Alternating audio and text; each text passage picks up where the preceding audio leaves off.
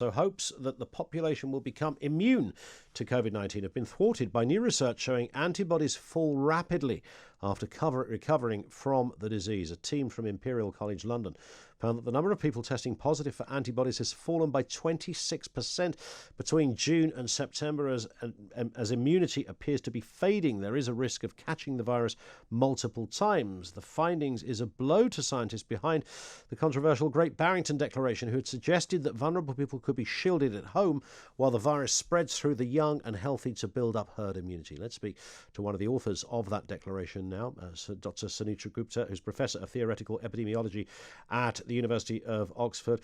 Dr. Gupta, good to have you with us again. Before we speak, let's just have a listen to another epidemiologist, if you don't mind. This is Dr. Deepti Gurdasani, who's clinical epidemiologist at Queen Mary University in London. She called this 3 weeks ago. And there is actually no evidence that herd immunity exists. In fact, there is ample evidence that immunity against COVID declines over time. Professor Gupta, good afternoon. Good afternoon. Nice to have you with us. Well, could you just respond to one of your peers there on that point? The main thing to address is this issue of immunity declining over time. We've known for a while now that antibodies decline quite rapidly with time, but it's misleading to say that it implies that immune protection is lost with time.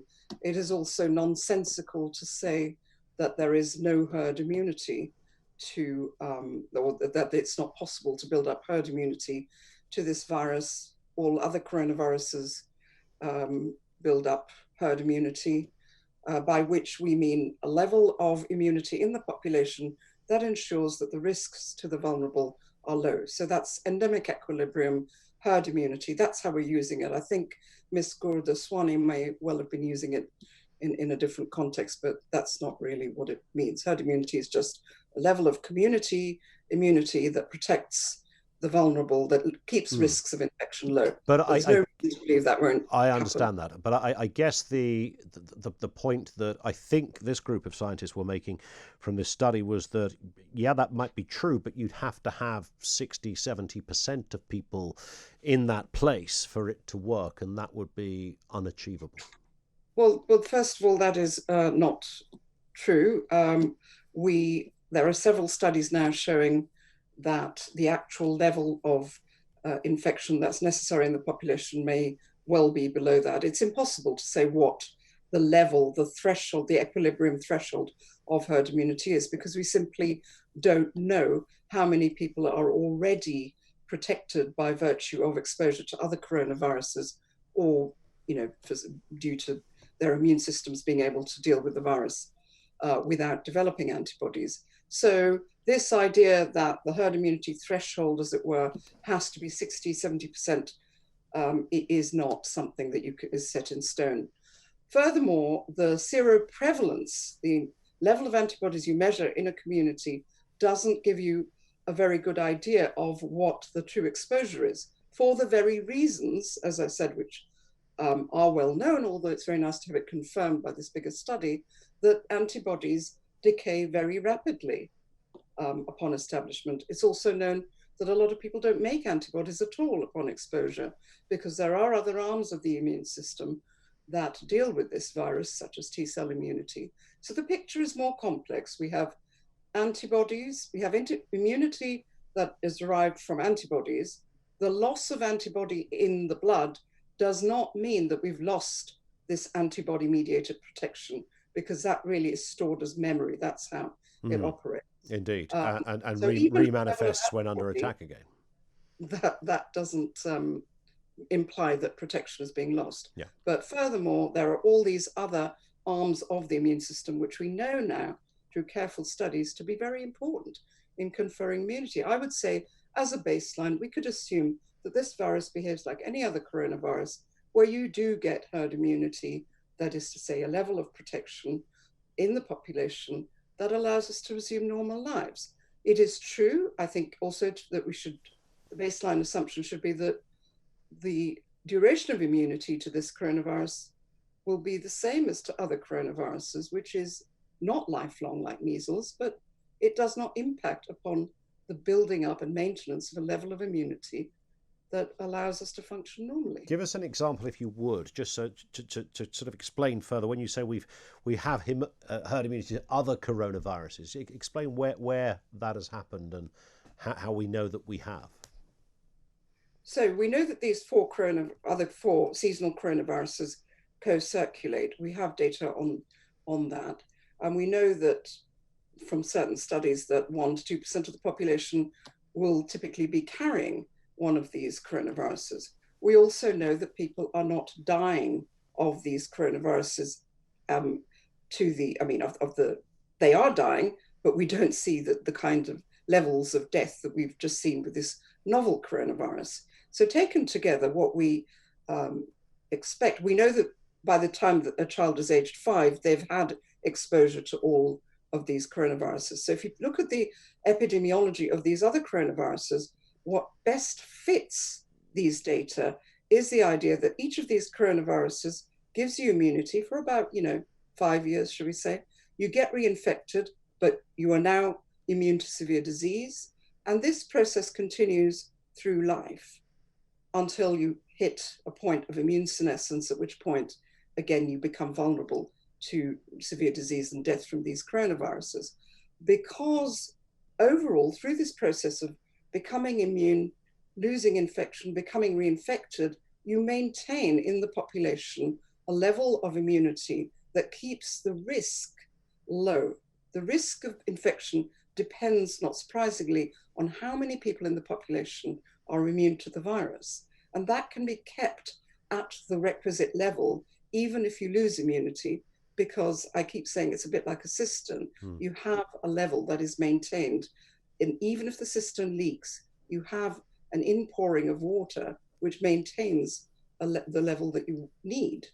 So you can maintain a level of population immunity, even though there is a leakage, which, as I said, I think you'd expect, the baseline expectation would be that it would be like any other coronavirus. So you stand by, despite this study, and you say, I think I'm...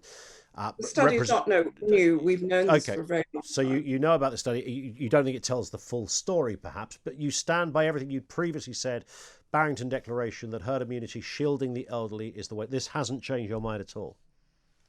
No.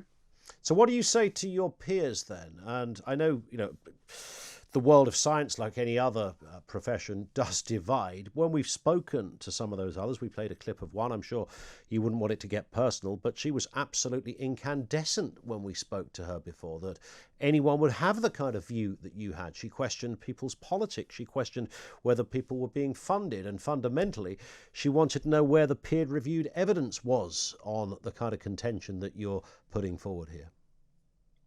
So it is very unfortunate indeed that people have been resorting to ad hominem attacks on us for having the view that herd immunity can develop to this virus. It's an unusual state of affairs, and I do think that universities should actually come up with a set of regulations and recommendations for how people should behave on platforms such as Twitter, or indeed in shows like this. So I think that ad hominem attacks are very unfortunate. I do think that there is sufficient scientific evidence that herd immunity builds up against coronaviruses. There's also, there have been statements saying herd immunity never builds up at all, which is can be easily contradicted, for example, by the Zika virus experience. So Zika virus, immunity was very low in Brazil when it came in. It caused an epidemic, saw a spate of microcephalies. Then the epidemic settled down to an endemic state, as epidemics typically do, through the buildup of natural immunity.